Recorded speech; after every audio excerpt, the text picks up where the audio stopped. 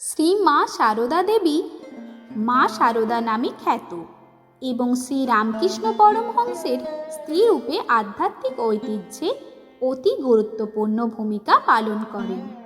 মা সারদার জন্ম 1853 সালে উত্তরবঙ্গের পৌরাণিক স্থান জয়রামবাটিতে।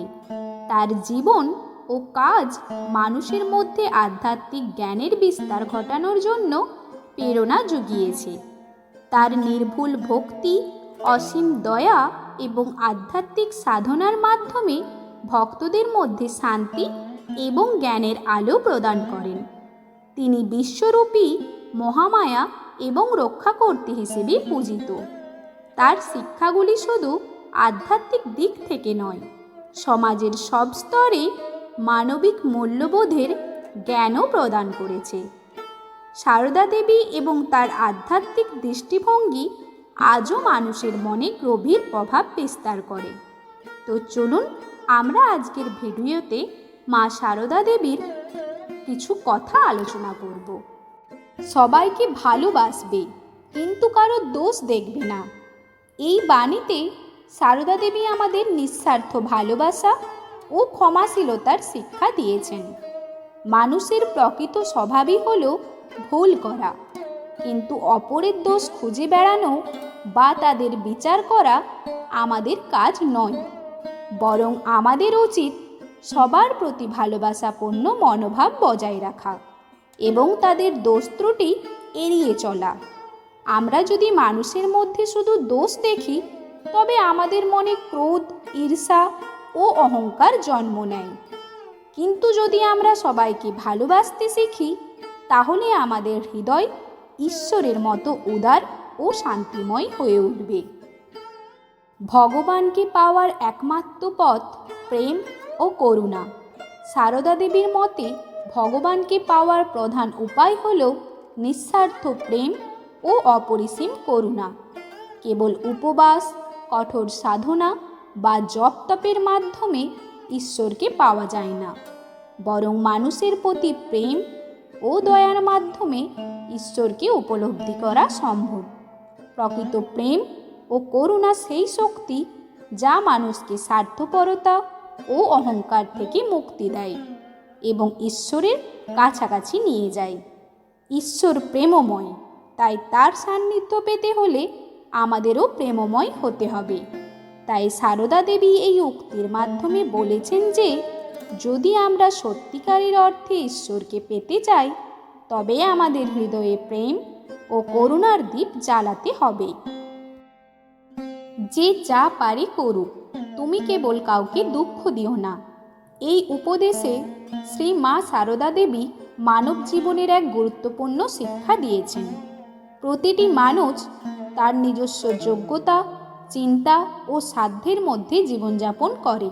তাই অন্যদের কার্যকলাপে হস্তক্ষেপ না করে আমাদের উচিত সহানুভূতিশীল ও সহনশীল হওয়া। কিন্তু সবচেয়ে গুরুত্বপূর্ণ বিষয় হলো, আমাদের এমন কিছু করা উচিত নয় যা অন্যের কষ্টের কারণ হয়। দুঃখ দেওয়া মানেই কারো মনে আঘাত দেওয়া, যা প্রকৃত ধর্মের পরিপন্থী। তাই সারদা দেবী আমাদের শিখিয়েছেন যে আমরা যেন দয়ার্দ্র হৃদয় নিয়ে চলি এবং কারো মনে ব্যথা না দিই। মানুষের সেবা করাই ভগবানের সেবা।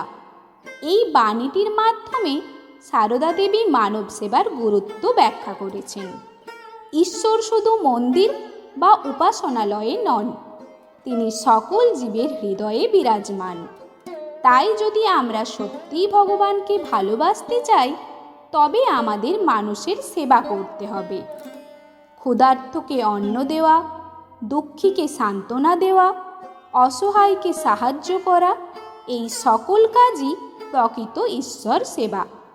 কেবলমাত্র উপাসনার মাধ্যমে ঈশ্বরকে পাওয়া যায় না, বরং নিঃস্বার্থভাবে মানুষের সেবার মধ্যেই ভগবানকে পাওয়া সম্ভব।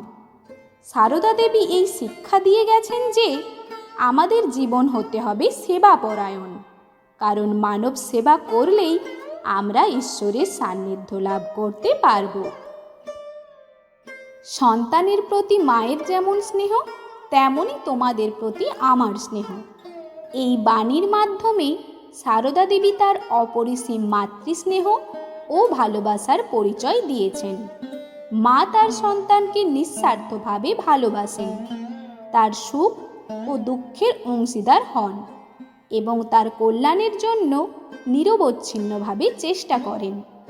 সারদা দেবী নিজেকে সমগ্র মানবজাতির মা হিসেবে দেখতেন এবং তার শিষ্য ভক্তদের প্রতি অকৃত্রিম স্নেহ ও আশীর্বাদ বর্ষণ করতেন। তিনি বোঝাতে চেয়েছেন যে তিনি শুধু ধর্মগুরু নন, বরং প্রকৃতপক্ষে এক করুণাময়ী মা, যিনি তার সকল সন্তানকে স্নেহ ও আশ্রয় দান করতে সদা প্রস্তুত। যত মত তত পথ, সব পথই তাকে পাওয়ার পথ। এই উক্তিতে সারদা দেবী ধর্মীয় সহনশীলতা ও বিশ্বজনীনতার বার্তা দিয়েছেন। মানুষ বিভিন্ন মত ও পথ অনুসরণ করে, কিন্তু সকল পথেরই চূড়ান্ত লক্ষ্য এক, ভগবানকে পাওয়া।